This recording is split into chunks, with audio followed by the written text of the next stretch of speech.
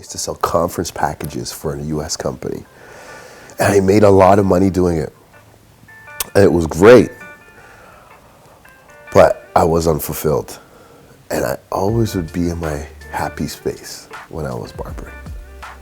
And then I realized for the time I was chasing dollars, selling symposiums for a company, and the same time I would put into barbering, I started realizing the balance of life, like making my money while feeling fulfilled and balanced. And then I was able to control my time more.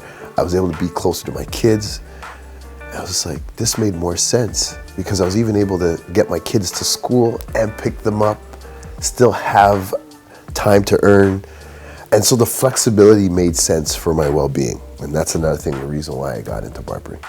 Because I just felt my mental well-being when it came to work was even keel. They always came to the conferences and ended up booking through me because I had a way of just building rapport. And that came down to my background in barbering. Rapport building, making sure people were comfortable, that I understood the objective they wanted, and that they also understood how I would help fulfill their objective and vice versa. And we do that through rapport building and understanding each other, communication. And those little nuances I didn't understand until I went out into the workforce and realizing like all these intangibles that they teach people, I was doing in barbering. But it was always considered just, the neighborhood barber. It had a way of not having the prestige that another vocation would have, that had great institutionalized educational numbers or letters behind it. It didn't have the same prestige when people spoke about it in our community, and I think that is what subconsciously had me say that I need to pursue something else other than barbering all those years, because I was still setting my standard on how I would contribute to society based on the prestige it may have had.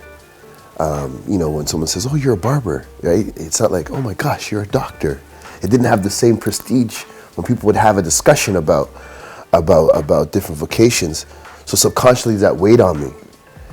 And then it wasn't until I really understood myself and the intangibles of our community and what people needed and how I was a benefit that I said, you know what?